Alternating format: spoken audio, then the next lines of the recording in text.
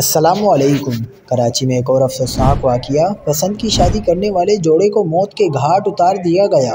واقعے پر علاقے میں کوہرام مچ گیا۔ کیا آپ حالات حاضرہ سے آگاہی حاصل کرنا چاہتے ہیں؟ خبر کے پیچھے چھپے اصل حقائق جاننا چاہتے ہیں تو ابھی سبسکرائب کیجئے زلمل پاکستان کو اور ساتھ ہی گھنٹی کے نشان پر کلک کر دیں۔ آپ کو بتاتے چلیں کہ کراچی کے علاقے لانڈی قذافی ٹاؤن کے گھر میں فائرنگ سے میاں بیوی جاں بحق ہو گئے۔ شاہ لطیف کے علاقے لانڈی قذافی ٹاؤن اقصی مسجد کے قریب گھر میں فائرنگ سے خاتون اور ایک شخص جاں بحق ہو گئے۔ جاں بحق ہونے والوں کی لاشیں جناح اسپتال منتقل کی گئی۔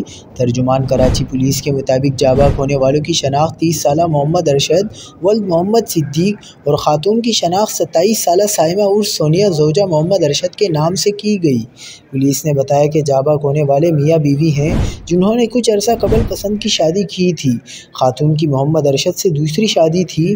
خاتون کو اس کے سابقہ شوہر نے اپنے ساتھی کے ساتھ مل کر فائرنگ کر کے قتل کیا اور موقع سے فرار ہو گیا۔ ملزمان کی تلاش میں بھی چھاپے مارے جا رہے ہیں۔